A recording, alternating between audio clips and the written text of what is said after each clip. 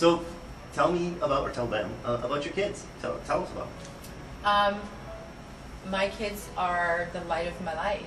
They are why I do what I do and I say what I do, because I take into consideration that they watch my every move. They hear my every word.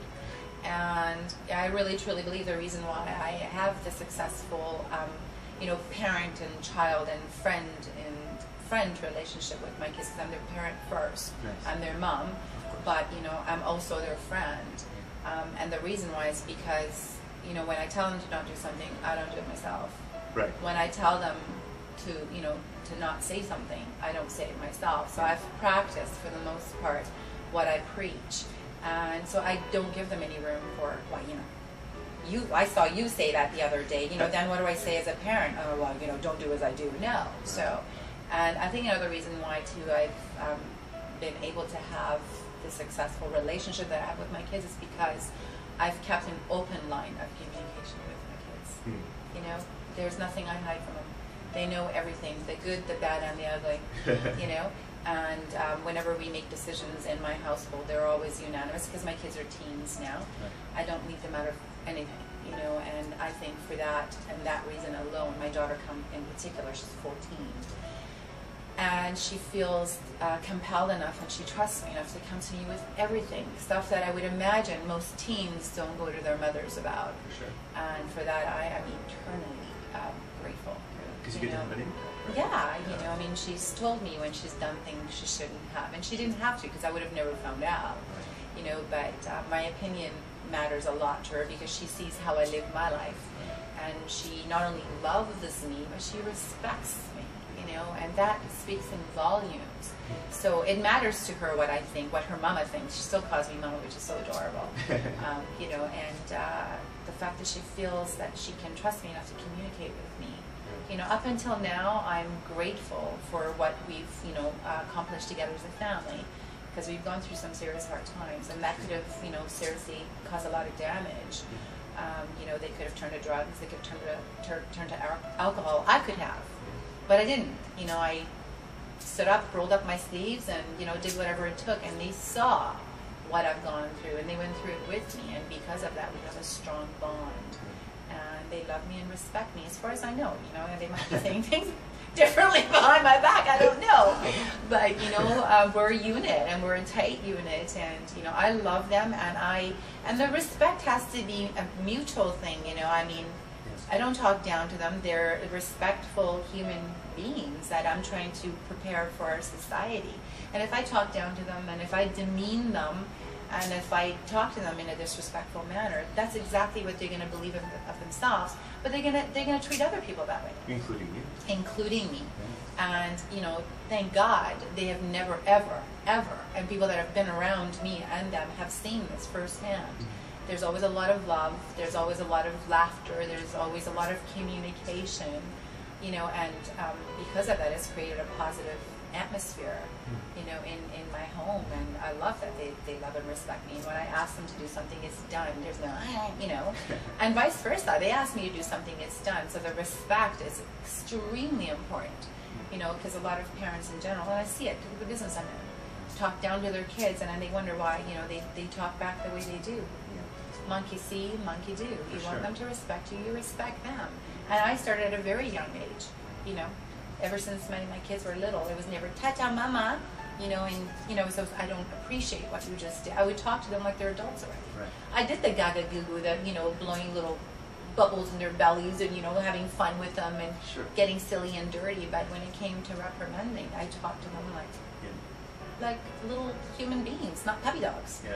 Dad, go to your corner, And so, I don't claim to know everything, but I've treated my kids like I do my business, with nothing but heart.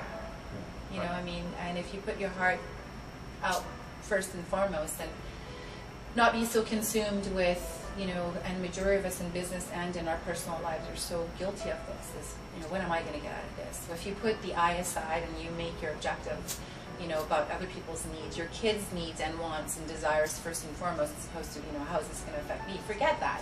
How is this going to affect my kids? And then in turn, I'll deal with how it's going to affect me. Same as my business. How is this going to affect others around me? And I'll deal with how it affects me. Right. But if you put you first, and I've seen other people do that, Sure. you will not succeed. And if you put the dollar sign, you know, thank God, I don't know how I've survived in this business because it's not easy. No. But, you know, what I do know is I've put other people's needs, and I've been genuine about it.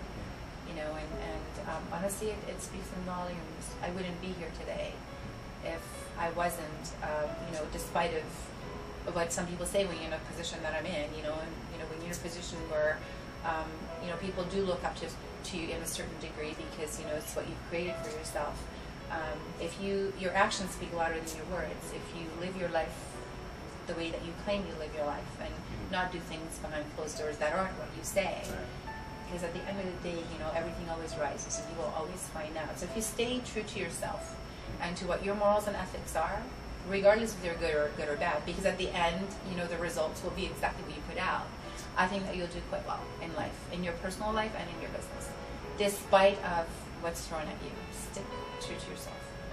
Don't let others change you. Don't let others throw you off of your dream, you know, and if you go about that dream in an ethical, moral way, Sure, of course. it'll all pay off at the end. And I am a true testament, you know, that it does. You know, I'm still here. I have a great relationship with my kids and with the people that are in my life. As far as I know anyways, it could be different. And I'm not a fool, you know, I'm not claiming everything's perfect by any means. But it's as perfect as it can be. And, you know, and I work towards bettering it. And, yeah, it's just life. It sounds like respect is, as I heard respect a lot, like throughout the whole thing. It's important. How do you define respect? How I define respect is in how I treat others, because I believe it starts with me. You know, and how I define that is how I talk. It's how I deal with, you know, problems. How I deal with, you know, the little triumphs in life, the little failures in life. Is how I deal with them. Do I demean the person, or, you know, do I uplift them? You know, it's how you deal with situations, with individual, regardless of the position they're in. That defies respect to me. So when you ask somebody, how are you? And they're in the middle of answering you, you walk away. Right. That's not being very respectful. Okay. You know, and if I'm with my kids in the middle of a conversation and my daughter decides to get on her cell, Right. you know, that's not respectful. Okay. But, you know, I need to, and I do try to, for the most part, practice what I preach. So if my daughter needs to talk to me about something per se, and my phone rings, right. that's not very respectful. It's a lot about communication. Communication, and, you know, practicing what you preach. I mean, all of that defies respect to me. Sure. And, you know, if you're going to say that you're going to do something, do it. Because when you don't, people lose respect for you. You know, she's full of fluff, and, you know, she doesn't say what she, you know, when you look at her, she doesn't. But so, you know, I've gone through a lot in my life. Sure. And I've learned from those downfalls, and I've learned from those mistakes, and from those hardships. And now I feel like I'm in a position to make a difference. And I need to, more than anything else, for myself, because I'm on this new journey. I need to believe that I can do this. And the only way I can do that is if I practice what I preach. And that's the only way I can reach my children, and it's the only way I can reach people around me. Otherwise, you know, I'm full of fluff. Tell me some of the things you're most proud of your kids.